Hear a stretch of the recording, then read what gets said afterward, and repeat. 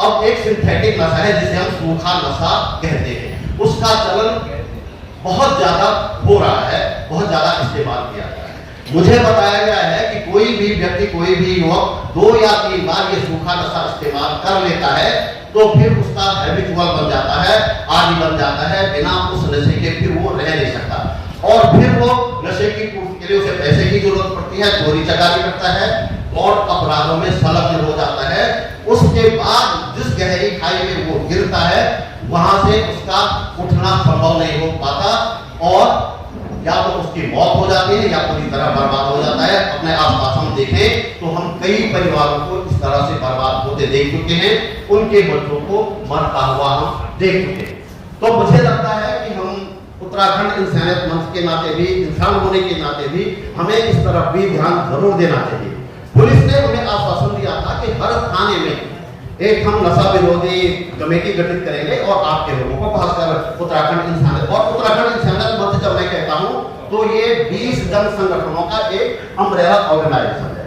तो पुलिस ने हमसे कहा था कि हम थानों में कमेटियां गठित करेंगे और आपके लोगों को, महिला मंच के लोगों को, इंसानियत मंच के लोगों को उसमें सदस्य बनाएंगे। वो कमेटियां हैं भी या नहीं है, कहाँ है, हमें आज तक पता नहीं है, कोई हमें इस बारे में जानकारी नहीं दी गई है। तो मेरा सभी से अनुरोध है कि ये नशे की बढ़ती प्रवृत्ति पर जरूर नजर रखें, अपने बच्चों के, अपने आसपास बच्चों के बच्चों पर भी ध्यान रखें और हो सके तो उत्तराखंड महिला मंच के नशा विरोधी अभियान से भी सब लोग जुड़े। मैंने लोड़ी और उनकी दुकानों पर पोस्टर चस्पा किए कि इतने तारीख तक कोरोना छोड़ दें, नहीं तो आप खुद जिम्मेदार रहेंगे। उसके बाद तमाम वहां के व्यापारी छोड़ के चले गए, कुछ लोग ही वहां रह गए। इसके बाद इन लोगों ने एक धर्म पंचायत की वहां पे घोषणा की कोरोना में, पत्रकार के रूप में वहां गया था। मैंने तमाम लोगों से बातचीत की और पता चला कि ये घटना एक पुरानी रंजिश की वजह से हुई है। मैं देहरादून वापस आके दिल्ली के एक पोर्टल में मैंने एक आर्टिकल लिखा, उस आर्टिकल को पढ़ के एक कोई यूट्यूब चैनल और फेसबुक पेज है जिसके लाखों व्यूअर्स हैं, उन्होंने मुझे बुलाया और मेरा एक इंटरव्यू किया। उस इंटरव्यू के बाद तो तमाम देश विदेश के पत्र पत्रिकाएं, चैनल उन्होंने मेरे साथ संपर्क किया, यहाँ तक कि BBC और अल जजीरा जैसे भी।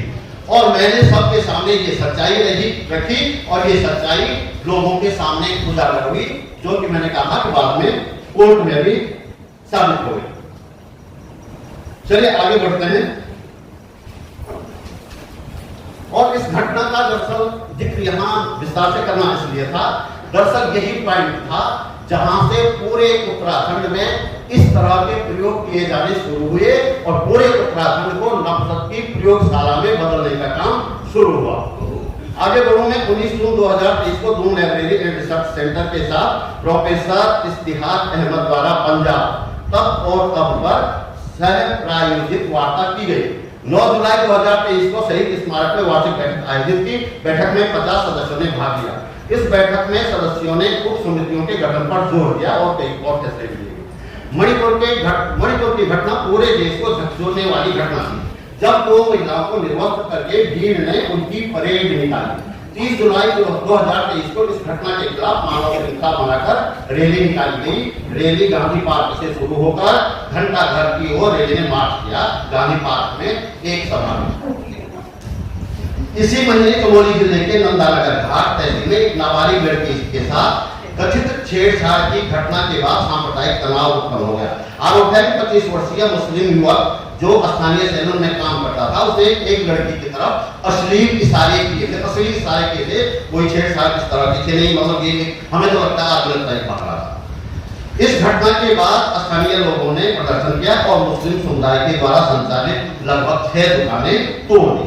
चमोली जिले के थराली में अक्टूबर 2024 में नाबालिग लड़की के साथ दुष्कर्म और उसका वीडियो सोशल मीडिया पर वायरल होने की घटना के बाद सांप्रदायिक तनाव उत्पन्न हो गया था। इस मामले में आरोपी युवक को पुलिस ने गिरफ्तार कर लिया था। जाहिर है वो पद से गिरफ्तार। इस घटना के विरोध में स्थानीय लोगों ने, हिंदू संगठनों ने बाजार बंद करवाए, सड़कों पर प्रदर्शन किए और आरोपी को फांसी देने की जो भी मांग की वो थी। कुछ प्रदर्शनकारियों ने विशेष समुदाय के लोगों को 1 सप्ताह के भीतर थराली छोड़ने का अल्टीमेटम भी दिया। और भी कुछ घटनाएं,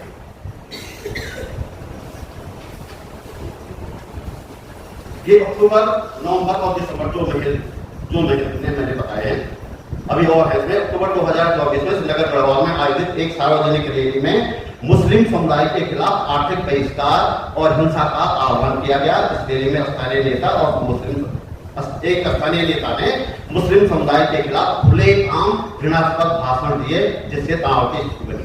अक्टूबर 2024 में ही चमोली जिले के गौतम में एक मामूली विवाद को लेकर सांप्रदायिक तनाव हुआ। दो लोगों के बीच मामूली सी मारपीट थी और उसको सांप्रदायिक रूप दे दिया था।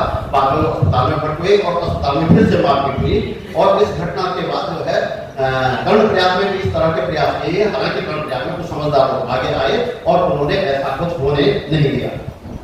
उत्तरकाशी में मस्जिद को तोड़ने के तो प्रयास किए, ये भी एक बड़ी घटना है। उत्तरकाशी जिले में अक्टूबर 2024 में एक पुरानी मस्जिद को लेकर विवाद हुआ। कुछ हिंदू संगठनों ने इस मस्जिद को अवैध बताते हुए इसे हटाने की मांग की। इस मुद्दे पर 24 अक्टूबर को संयुक्त सनातन धर्म रक्षक दल के नेतृत्व में एक आक्रोश रैली निकाली गई, जो हिंसक हो गई। प्रदर्शनकारियों और पुलिस के बीच झड़प हुई, पथराव हुआ, लाठीचार्ज हुआ। 8 पुलिसकर्मी और 27 प्रदर्शनकारी घायल हो गए। और इसमें खास बात ये रही, पुलिस ने इन बमबारियों पर जो धाराएं लगाई थी, जो गंभीर धाराएं लगाई थी, मुख्यमंत्री के हस्तक्षेप के बाद वो धाराएं हटा दी गई।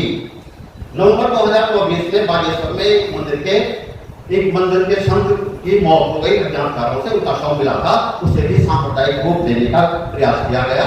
गुरुवार की बात है, स्थानीय लोगों ने हस्तक्षेप किया तो ये घटना ज्यादा बड़ी नहीं हो पाई। नवंबर 2024 में जब केदारनाथ विधानसभा का उपचुनाव हो रहा था, तो कुछ लोगों ने अगस्तमुनि में जाकर मुस्लिम समुदाय के लोगों को धमकाया, उनके बोर्ड उतरवाए। एक तो वहां पे बिल्डिंग मटेरियल वाला था, उसका नाम था गढ़वाल हार्डवेयर, तो उसने वो गढ़वाल नाम छुपवा दिया, कहता गढ़वाल कैसे लिख दिया है। और उस दिन बाईचांस में और सीपीआई माले के प्रदेश प्रभारी अगस्तमुनि में थे, हमने चुनाव आयोग से शिकायत की और उसके बाद वहां के एसडीएम ने प्रेस में बयान दिया था कि इसके खिलाफ मुकदमा दर्ज होगा, लेकिन वो मुकदमा कभी दर्ज नहीं हुआ। इन्हीं तमाम घटनाओं के बीच जो सितंबर अक्टूबर नवंबर में हुई थी, इन्हीं घटनाओं के बीच 6 अक्टूबर 2024 को हिंदुत्ववादी ताकतों द्वारा की गई सांप्रदायिक हिंसा के खिलाफ जनता की राय जुटाने के लिए देहरादून में गांधी पार्क से शहीद स्मारक तक एक मौन सद्भावना मार्च निकाला गया और इसमें सैकड़ों लोगों ने हिस्सा लिया जब हमने मुंह पर पट्टियां बांधकर ये जुलूस निकाला था। जनवरी 2025 में देहरादून नगर निगम चुनाव अवधि का उपयोग हम लोगों ने जो है सांप्रदायिक नफरत फैलाने और नस्लीली दावों के खिलाफ लोगों को जागरूक करने के लिए किया। मार्च अप्रैल 2025 में उत्तराखंड इंसानियत मंच के सदस्यों ने देहरादून जिले में सड़क निर्माण और चौड़ीकरण के लिए इसके लिए जो आंदोलन हुए उसमें हिस्सा लिया और उसके बाद वो मजाक उड़ाने वाली घटना हम सभी के साथ हुई। मुझे बताया गया 3 मिनट है, 3 मिनट में पूरा।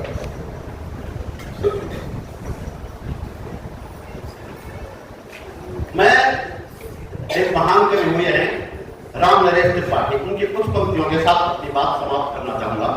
दरअसल ये पंक्तियां मुझे बहुत प्रेरणा देती है। जब भी मैं निराश हुआ, हताश हुआ, तमाम असफलताओं को देखकर विचलित हुआ, तो ये पंक्तियां मेरे लिए प्रेरणादायी साबित हुई। पंक्तियां ये हैं, जग में सचर अचर जितने हैं, सारे कर्म निरत हैं, धुन है एक न एक सभी की, सबके निश्चित व्रत है। धुन है एक न एक सभी की, सबके निश्चित व्रत है। जीवन भर आतप सह वसुधा को छाया करता है, जीवन भर आतप सह वसुधा को छाया करता है। तुच्छ पत्र की भी स्वकर्म में कैसी तत्परता है। एक मामूली पेड़ का पत्ता है जैसे कवि ने तुच्छ पत्र कहा है, उसका भी एक व्रत है। उसका व्रत है धरती को छाया करना और इस व्रत के लिए उसका कर्म बहुत कठिन है। वो पूरी जिंदगी सूरज की गर्मी को सहता है, आतप को सहता है, लेकिन अपने कर्म से विरत नहीं होता, अपने कर्म में निरत रहता है। हम तो इंसान हैं, हम तमाम लोग जो यहाँ इकट्ठा हुए हैं, हमने व्रत लिया है इंसानियत को जिंदा रखने का, मानवता को जीवित रहने का, और हम लगातार अपने प्रयास कर रहे हैं। हम अपने कर्म में निरत हैं, इंशाअल्लाह हम सफल होंगे।